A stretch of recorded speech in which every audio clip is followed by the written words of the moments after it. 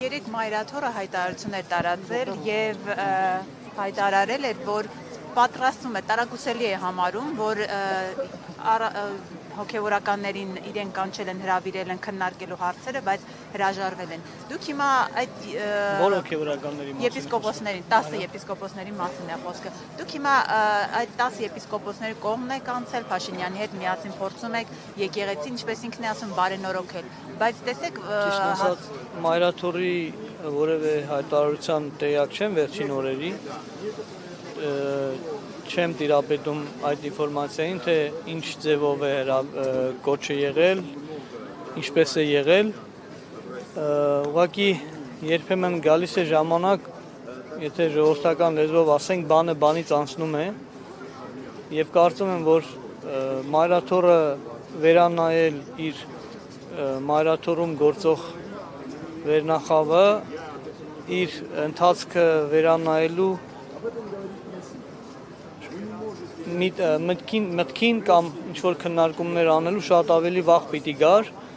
եւ հիմա կարծես թե ուշացած պիտի լինի։ Դուք կարծում որ դուք էլ խնդիր ունեք, դուք էլ այնպես չի որ դուք խնդիր չունեք, հիմա փորձում եք բարենորոգել այն եկեղեցին, որտեղ վեհապարն է եւ որտեղ այնպիսի հոգեվորականներ են, որ ավելի գուցե ավելի շատ մեծ ավանդ ունեն հայ եկեղեցու հետ կապված։ Օրինակ ձեզ չի տանջում այն միտքը, որ օրինակ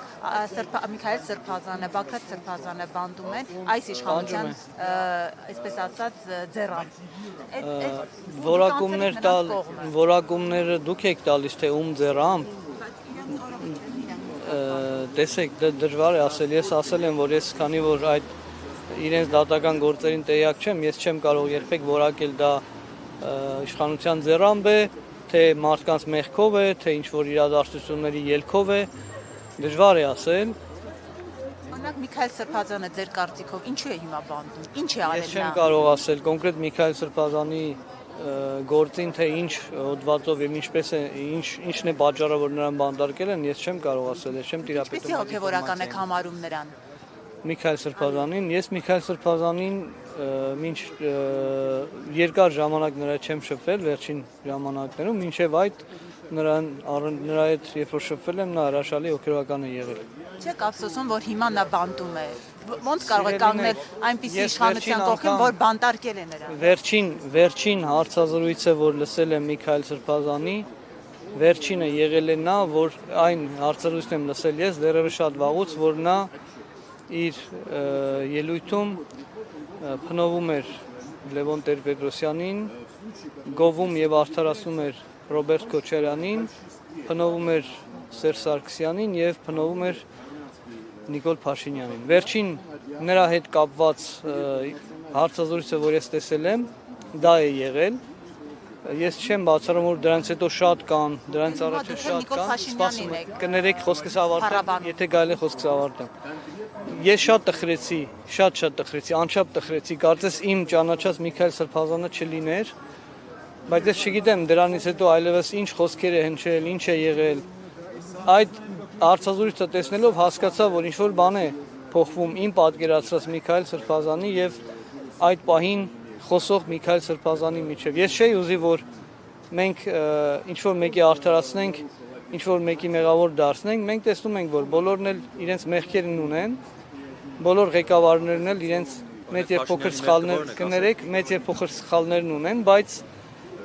ես կարծում եմ ժողովուրդը կույր չէ, ժողովուրդը տեսնում է ում ժամանակ ինչ է կատարվում։ Մեծ հաշվով, այո, բոլորս սխալներ ունենք, բայց կան մեծ սխալներ, բայց կան փոքր սխալներ։ Եվ եթե կարելի է ինձ այնպիսի հարցեր տվեք, որոնք որ քաղաքական երանգ չունենան, դա ասում եմ բոլոր մեղք ունեն, կոնե Փաշինյանի մեղքը Սիրելիներ, ինձ այնպիսի հարցեր տվեք, որոնք որ քաղաքական երանգ չունենան։ Քաղաքական երանգ ունեցող հարցերը տվեք քաղաքական գործիչներին։ Հարցազրույց եմ նայել, որ Միքայել Սրբազանը ասում է, որ հարցը Քոչարյանին չի փնովում, բայց մնացածին փնովում է։ Բոլորին պետք է փնովեր, թե բոլորին պետք է գովերքեր, որ ասենք Միքայել Սրբազանը ձեզ համար նախկին հոգեվորականը լիներ, ինչպես դուք պատկերացրել եք, ինչպես դուք իր մասին պատկերացում ունեիք։ Ամեն մեկի սխալը եւ ճիշտը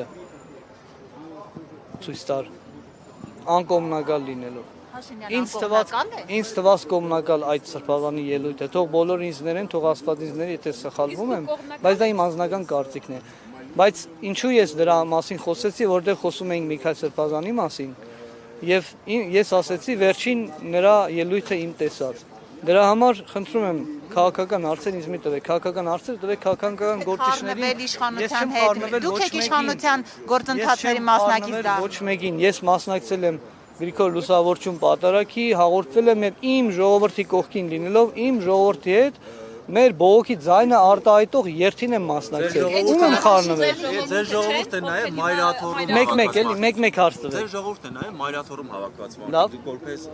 նախկին հոգևորական, չգիտեմ, դուք հիմա ձեր որպես հոգևորական եք համարում։ Միանշանակ։ Բայց նաև ժողովուրդ կա մայրաթորում հավաքված ժողովուրդ կան տարբեր եկեղեցիներում, որոնք, այսպես ասած, չեն պահանջում վեհապարի հրաշարականը, ինչպես դուք եք պահանջում, օրինակ ձեր, չգիտեմ, քաղաքական շրջանակները կամ որոնց դուք այսպես համակրում եք,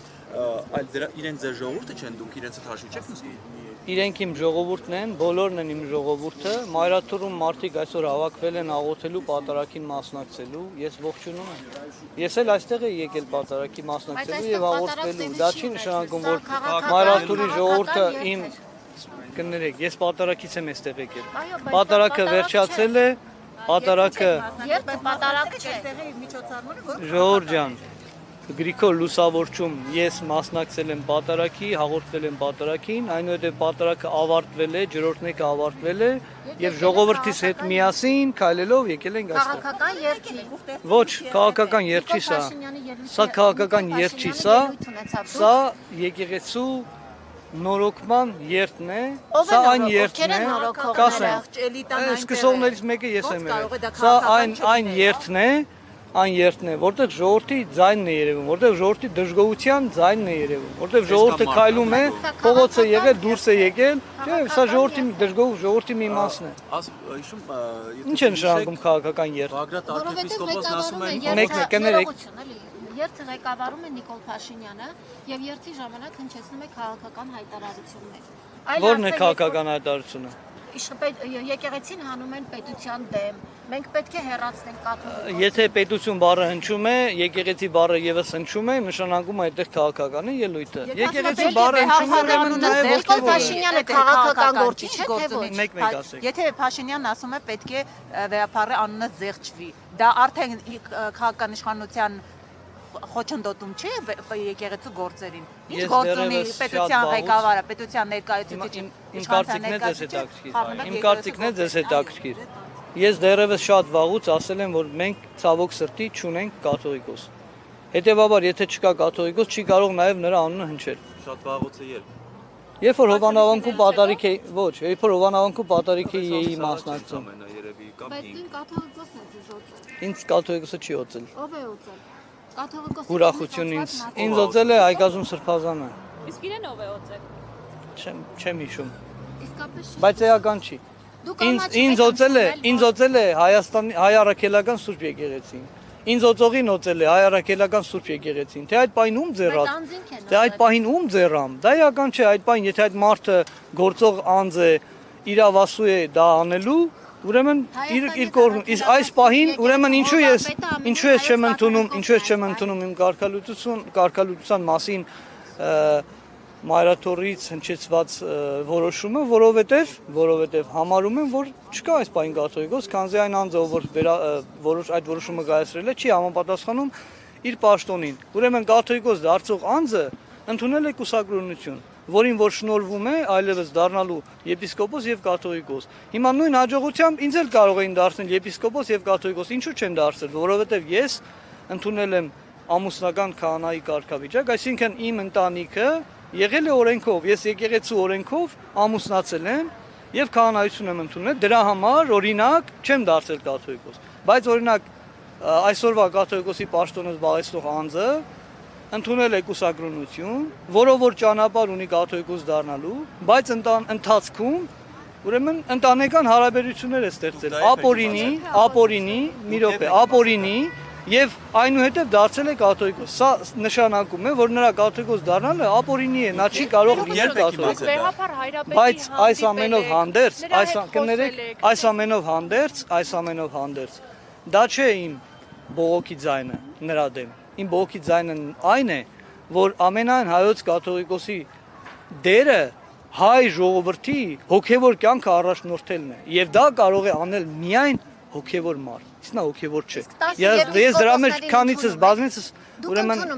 վստահ եմ եղել։ Իրենց ապրած կյանքով, իրենց սրբակենցաղ համարում եք։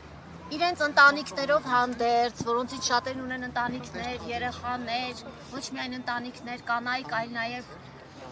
Ինչ է նշանակում ընդունում եք, ընդունելու ինչ կա։ Նրանք են հանձնարարել, այսպես կոչված մի րոպե հարց։ Նրանցից առաջ ես եմ հանձնարարել, նրանցից առաջ ես հանձնարարել, բարձրաձայնել եմ, խոսել եմ, քանիցս Facebook-ով եմ բարձրաձայնել, քանիցս հարցազրույցներ տալու, մայրաթոր այցելու, ես միշտ խոսել եմ, որ եկեղեցին բարենորոգելու կարիք կա։ Հիմա ընդունել չընդունելու ինչ հարց կա սիրելի։ Ես ձեզ հարց տվեցի։ Ինչ ձևով որ կլինի։ Դուք եք իմացել, որ ասում եք կաթողիկոսը խախտել է իր։ Այդ մասին ես խոսել եմ, հրապարակային խոսել եմ, ուրեմն դեռևս ուսանողության տարիներին նման լուրեր շշուկներ կային, բայց որոնք հաստատված չեն եղել, Հիմա ո՞նց է կազմում։ որոնց մասին կասկածները շատ էին, այնուհետև իմ ծանոթ, չգիտեմ, դասախոսների միջավայրում, այլ տեղեր, խնդրում եմ թողեք խոսել, էլի, եթե պիտի չլսենք իրար լավ է չխոսենք։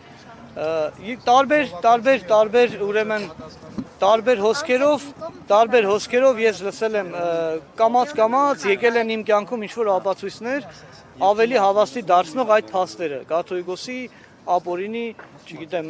իր կուսակրոնության ուխտը խախտելու մասին փաստեր։ Ու ոչ մեկ անգամ։ Եվ սա ճեպազրույց, սա լրագրողների հետ ճեպազրույց է։ Ես անվտանգության աշխատակից չունեմ, եւ դրա կարիքն էլ չունեմ։ Ես չեմ կարող իմ ժողովրդին ասել գնացեք այստեղ կանգնեք կամ այնտեղ կանգնեք։ Ես ինքնակամ կանգնել եւ հարցազրույց եմ տալիս եւ որևէ մեկը բռնություն չի գործադրում։ Փառք Աստծո։ Աստված ինձ հետ է եւ որևէ մեկը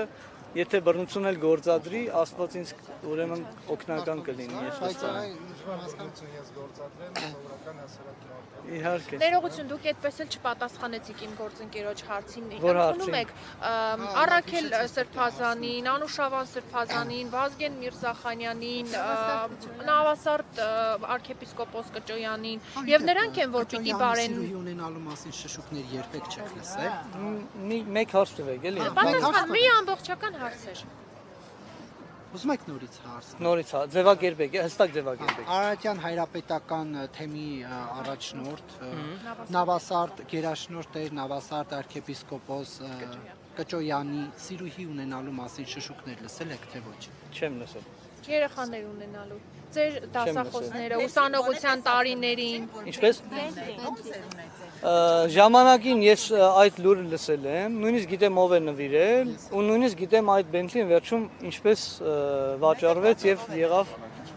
Մի րոպե էլի արեք։ Դե եթե մինչև այսօր հայտնի չի դարձել, երևի կարիք չկա, որ ինձանից այդ լուրը լսի։ Նրա սանիկն է նվիրել։ Ինչպես։ Ձեզ ինչպես դիմենք կարգավորիչներից։ Ես Տեր Տարոնն։ Տեր Տարոն, տեսեք, Պողոս Առաքյալը ասում է ավետարանում գրված է յուրաքանչյուր եպիսկոպոս կարող է լինել մի կնոջ այր։ Հիմա եթե դուք ասում եք կաթողիկոսը երեխա ունի, բայց Աստվածաշնչում գրած է այդ մասին, որ դա խնդիր չէ։ Հիմա դուք ո՞րն եք խնդիր համարում։ Եթե իմ կարծիքն եք հարցնում, ուրեմն Պողոս Առաքյալն ես կարծում եմ, որ կարող է այդպես լինել։ Դուք եք սխալվելու կամ Պողոս Առաքյալը։ Չէ, կարծում եմ դուք եք այս բանը սխալվում, քանզի լավ չեք ուսումնասիրել։ Ուրեմն բացի աստվածաշնչյան ինֆորմացիայից հայ առաքելական եկեղեցում դարեր շարունակ գումարվել են ժողովներ։ Օրինակ Շահապիվանի ժողով, Դվինի ժողովներ եւ այլն։ Եվ եթե չեմ սխալվում, հենց Շահապիվանի ժողովի ժամանակ 444 թվականի ժողովին է այդ որոշումը ընդունվել, որ կաթողիկոսը պիտի լինի կուսակրոն։ Հիմա տեսեք, իմ անձնական կարծիքով ես կարծում եմ, որ այստեղ վերանայելու խնդիր կա, եթե այսօր հարց է ծագում, որ ինչու այդ կուսակցությունը չի պահվում, ապա այստեղ եկեղեցին վերանայելու խնդիր ունի, նորից ժողով գումարելու եւ այդ հարցը քննարկելու խնդիր ունի, բայց եւ այնպես, եթե այս պահին հայ եկեղեցու կանոնադրությամբ կուսակրոնը պիտի լինի, կարող է լինել կաթողիկոս եւ կաթողիկոսը պիտի լինի կուսակրոն, ուրեմն այդ օրենքը պիտի պահվի։ Ներողություն, դուք այդ 10 եպիսկոպոսների մասին որևէ շշուկ ձեր ուսանողության տարիներին, ձեր շշուկներ ես կարող եմ լսել, ես որևէ մեկով չեմ առանձնապես այդպես խորացել եւ զբաղվել։ Նույնիսկ ասեմ ավելին կաթողիկոսը պաշտոնը զբաղեցնող անձի անձնական այդ շշուկներով չեմ զբաղվել։ Պարզապես ժամանակը կամաց ինձ մատուցեց եւ ապացուցեց տարբեր լուրեր լսելով, երբ որ նույնիսկ լսապետության ամբիոնից որ պաշտոնական հնչեց, որ այդ փաստը կա եւ դա կարող է ապացուցվել, երբ որ կարիքը լինի։ Այդ ամեն փաստեր, բայց հետո ինձ ավելի այդ ամենից հետո ես արդեն անձնական անուններով իմացա ով է։ Դուք Նիկոլ Փաշինյանին համարում եք հավաստի աղբյուր, իր ասածը ընդունում եք։ Ժորժ ջան, ես ամեն մարդու ասած լսում եմ, բայց ես ունեմ իմ սեփական կարծիքը, երբ որ մի բան ինձ համոզիչ է դառնում, ինձ համոզում է, վստահելի է դառնում, ես վստահում եմ։ Կարող է դա լինել պաշտոնյա, կարող է լինել ոչ պաշտոնյա, կարող է լինել սովորական գյուղացի մի մարդ։ Դուք Առաքել Քարամյանի վերաբերյալ որևէ տեղեկատվություն չեք լսել, շշուկներ չեք լսել։ Ես շատ մարդկանց մասին կարող եմ շշուկներ լսել, բայց ես մարդկանց դատելու սովորություն չունեմ, նույնիսկ ամենայն Հայոց կաթողիկոսի պաշտոնը զբաղեցնող անձի մասին ես երբեք անձնական ուրեմն դժգոհություն չէի հայտնի։ Եթե նա չլիներ իմ ժողովրդի հոգևոր գլուխը, եթե նա չլիներ այն մարդը, ով որ զբաղեցնում է այդ պաշտոնը, բայց իմ ժողովուրդը այսօր կոպիտ ասած առանց հոգևոր առաջնորդի է մնացել։ Նա համար Գարեգին երկրորդ է, թե կընտրիչ Ներսիսյան։ Դժվար հարց եք տալիս, ինձ համար նա կաթողիկոս չէ։ Մնացած հարցերը կարող են այս պատասխանից բխել։ Ներողություն, դուք ասում եք շշուկներով չեք առաջնորդվում, դուք լսում եք լուրերը, իսկությունը եւ ընդհանրապես։ Հիմա այդ դեպքում ինչու չգնացիք ձեր ներքին հարցերը ժողովների միջոցով, որովհետեւ տեղի են ունենում եպիսկոպոսաժողով, դրան իհարկե դուք չեք կարող մասնակցել, միաբանների քահանայած դասի ժողով, դուք ձեր հարցերը չեք կարող ներքին կարգով լուծել, խոսել։ Վստահ եք, որ չի եղել նման փորձ։ Ես հարցնում եմ։ Շատ է եղել, շատ։ Քանայ ժողովները լինում տարին 2 անգամ, քանիցս տարբեր ձևաչափերով փորձել ենք խոսել, ասել, ոչ մի բան չի լուծվել։ Ես ասեմ ավելին, ես վերջերս նաև արտադրության ժամանակ ասել եմ, որ նույնիսկ վերջին քանայից վերապատրաստման դասերի ժամանակ ես որ մայրաթորում էի, այն ժամանակ ներկայացրեցի, որ որոշ մեր հարցադրումների պատասխաններ ենք ակնկալում, կաթողիկոսը այդտեղ ներկա էր եւ կաթողիկոսը հանձնարարեց, որպեսզի դարվի, դրանից հետո էլ բան չփոխվեց, ոչ մի բան չի արվում։ Որևէ բան, եթե լավ արվեր, տեղին արվեր, ճիշտ արվեր, մենք չենք դժգոհի, սիրելին է, դուք գիտեք մեզ դուր է գալիս, որ մենք քահանա ենք, բայց մենք դժգոհում ենք մեր հոգևոր մեզ հետ ծառայող ինչ-որ մեկի մասին։ Ինչպես։ Ես աշխատավարձ չեմ ստանում։ Իսկ այս նայած թեմում, ամեն թեմում տարբեր է, կարող է թեմի առաջնորդ ինչ-որ սիմվոլիկ գումարներ կարող է չլինի։ Մայրաթոռ, ուղարկում է խաչ համբույրը, ինչ այդ առիթների ժամանակ, դա մայրաթոռ։ Ես ծառայել եմ Վարդենիսի Սուրբ Աստվածածին եկեղեցում 8 տարիներ։ Եվ իմ ծառայության ժամանակ եկեղեցու գանձանակի ողջ գումարը 8 տարիներ շարունակ միշտ գնացել է թեմ,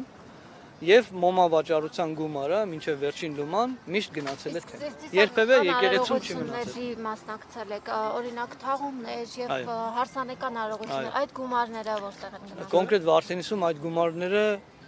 տնօրինում է հոգեվորական։ Այսինքն դուք եք տնօրին։ Այո, դրանք մեծ չեն։ Դրանք մեծ չեն, բայց դա տնօրինում է հոգե։ Դա եւ դրանից նաեւ շատ հաճախ մենք վճարել ենք կոմունալ ծախսերը, թե եկեղեցու, թե կիրակնորա դպրոցների։ Ինչպես համբույրից դուք չունեիք, քահանաները չունեն։ Այդ հարցը ինձ նոր հնչեց եւ պատասխանվեց։